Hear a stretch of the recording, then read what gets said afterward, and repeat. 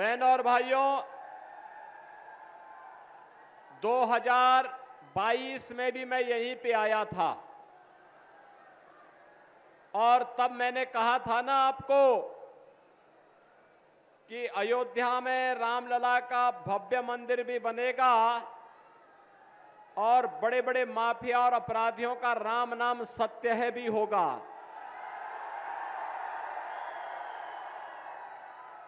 और राम नाम सत्य है कि गूंज की आवाज इतनी तीव्र है कि अब अच्छे अच्छे लोगों को भी, जिन लोगों को जब अवसर मिला था तो गरीबों के हकों पर तो डकैती डाली ही, दिव्यांग जनों को भी उन्होंने नहीं छोड़ा और उनको अब जिहाद की बात आने लग गई है। बहनों और भाइयों, भारत की धरती राम और कृष्ण की धरती है। भारत की धरती जिहाद की धरती नहीं है। और इसीलिए आज मैं आपसे आह्वान करने के लिए आया हूं,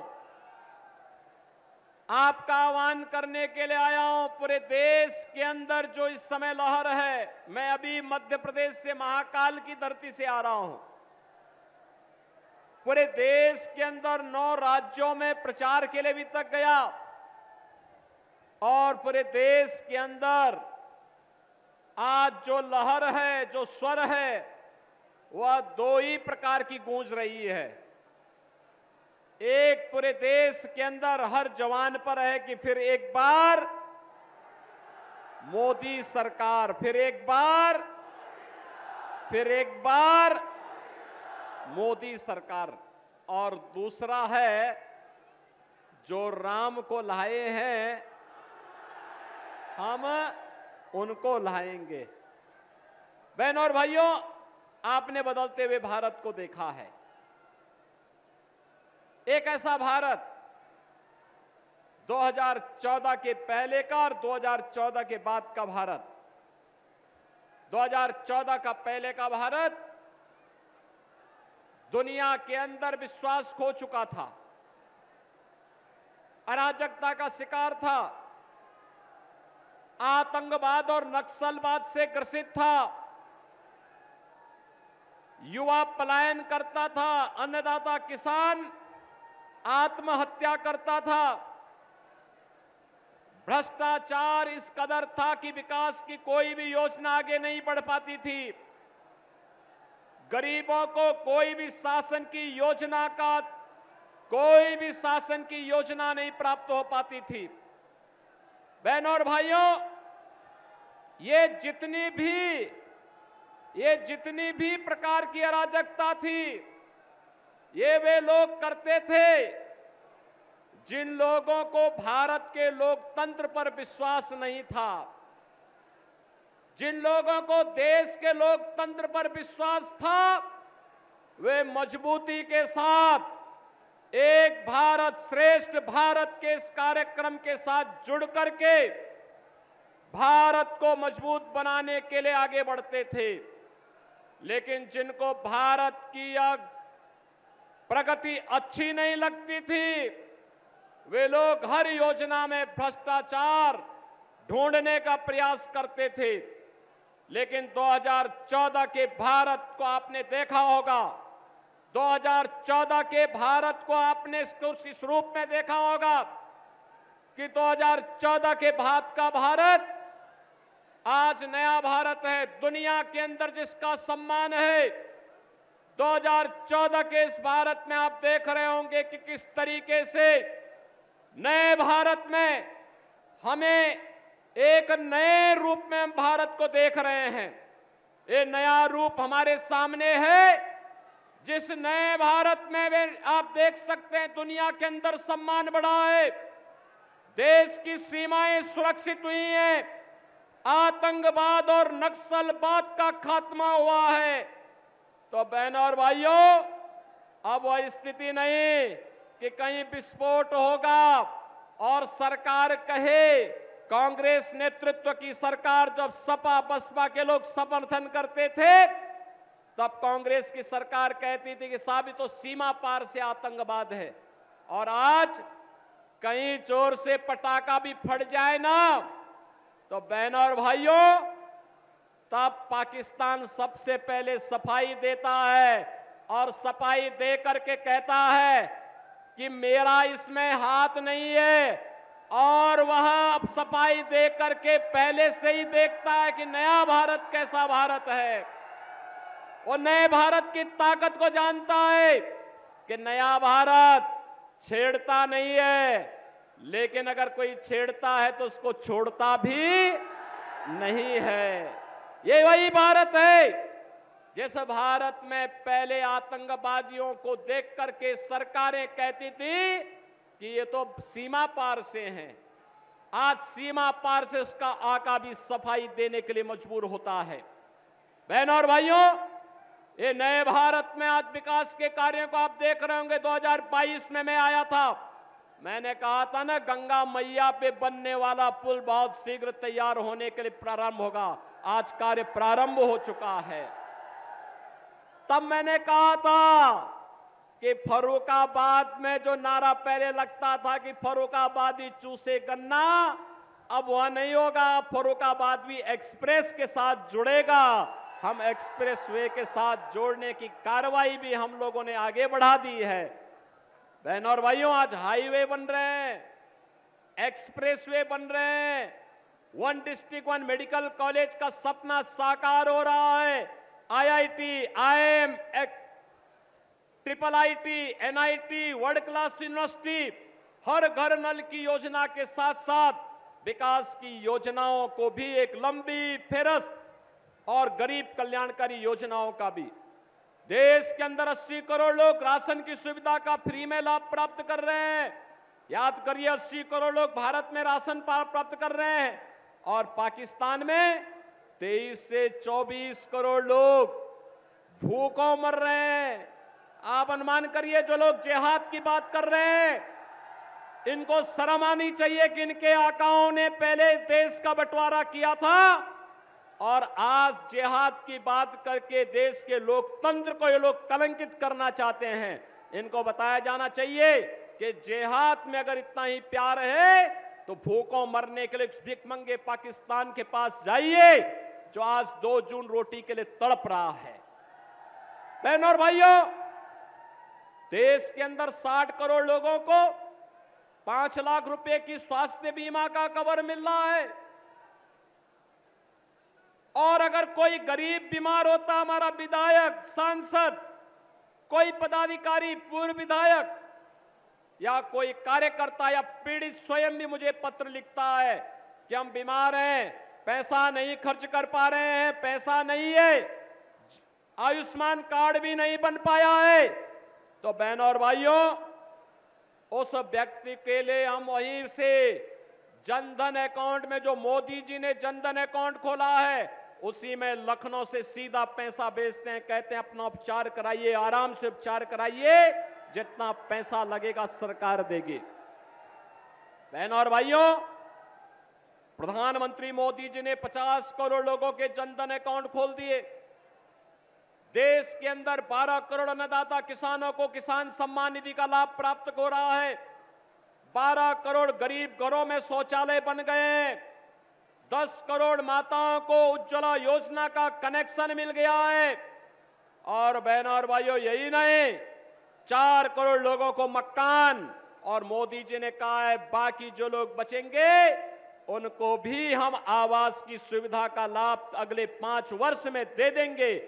ये विकास की जो योजनाएं चल रही हैं, गरीब कल्याणकारी योजनाएं चल रही हैं, सुरक्षा और सम्मान का जो बेहतर माहौल बना है, बहनों और भाइयों, इन सब को जोड़ते हुए एक तरफ मोदी जी के नेतृत्व की भारतीय जनता पार्टी का गठबंधन है और दूसरी तरफ SC, ST और OBC के आरक्षण पर सेध लगाने वाली कांग्रेस, समाजवादी पार्टी और बहुजन समाजवादी पार्टियां हैं।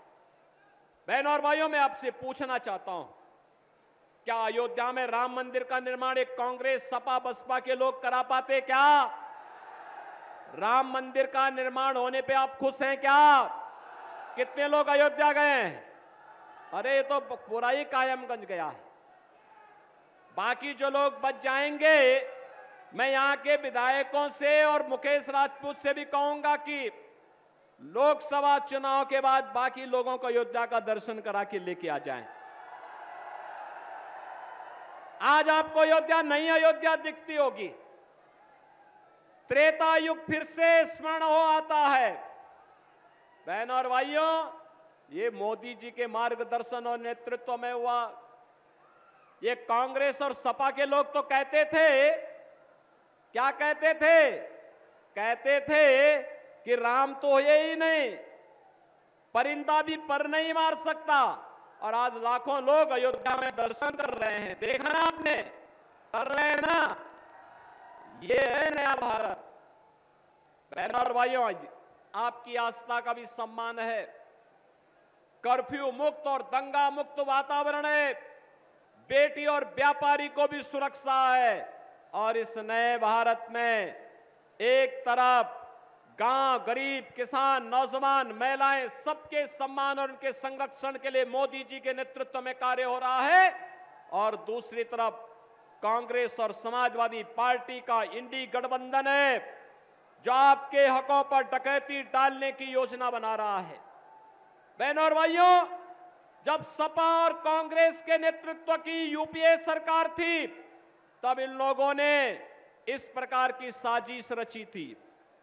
तब इन लोगों ने प्रयास किया था। जस्टिस रंगनाथ मिश्रा कमेटी की रिपोर्ट बन लेकर के लोग आए थे। रिपोर्ट के अनुसार पिछड़ी जाति के लोगों को मिलने वाले आरक्षण में से 6% काटने की साजिश हो रही थी। सच्चर कमेटी की रिपोर्ट ला करके अनुसूचित जाति को मिलने वाले आरक्षण पर इन लोगों ने सेंध लगाने का प्रयास किया था। बाबा साहब भीमराव अंबेडकर ने कहा था, देश के अंदर धर्म के आधार पर आरक्षण नहीं होना चाहिए। ये सपा और कांग्रेस के लोग धार्मिक आधार पर बंटवारा करने का प्रयास कर रहे हैं। ये भारत का इस्लामीकरण करने की साजिश है। और उसी साजिश के तहत ये लोग यहां पर वोट जिहाद की बात करते हैं। बहनों और भाइयों, वोट में जिहाद नहीं होता। दुनिया के सबसे बड़े लोकतंत्र की मजबूती के लिए हमें वोट करना होता है, जिससे हमारा लोकतंत्र और हमारा अधिकार सुरक्षित रहे।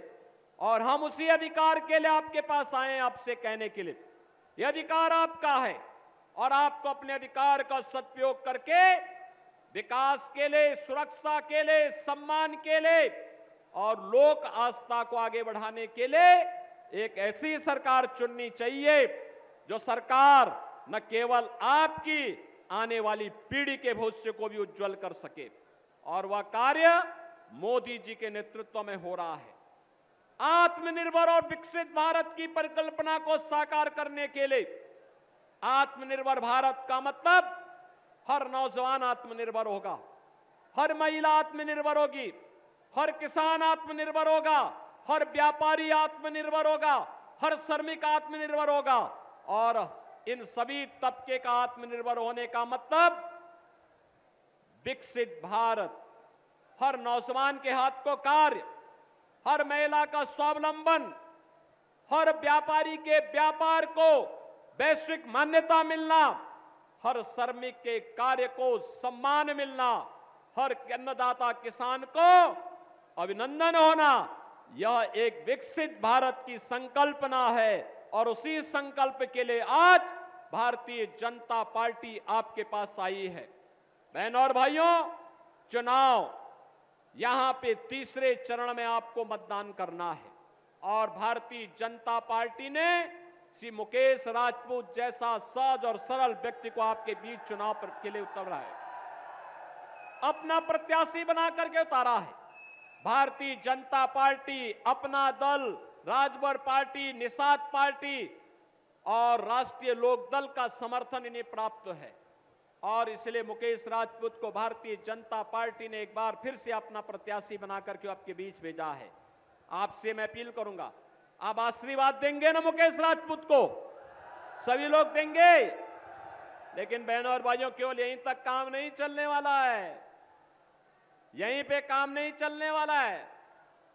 देखो, एक काम आप करिए, घर घर जाएंगे, मोदी जी का संदेशा लेकर के और मेरा संदेशा लेकर के घर घर जा पाएंगे। अगले 2 दिन प्रचार के लिए आपको मिलेंगे। प्रचार कार्यकल्प सायंकाल बंद हो जाएगा, लेकिन 2 दिन घर घर जा सकते हैं और घर घर लोगों को बताना कि मोदी जी और योगी जी ने कहा है, भारत को विकसित भारत बनाने के लिए मोदी जी को तीसरा कार्यकाल आवश्यक है और मोदी जी को तीसरा कार्यकाल देने के लिए फर्रुखाबाद से मुकेश राजपूत आवश्यक है। सहमत है ना? सहमत है ना? घर घर जाएंगे, लेकिन बहनों और भाइयों, ये काम तब तक पूरा नहीं होगा जब तक 7 मई को पहला काम क्या होना है?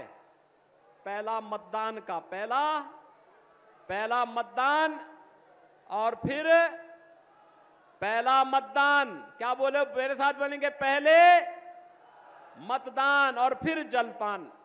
सबसे पहला काम क्या होना है? 10 बजे तक आपके गांव, आपके बूथ का 50% मतदान हो जाए। करेंगे? सभी लोग करेंगे? दोनों हाथ उठा करके बोलो, जहां तक मेरी आवाज जा रही है।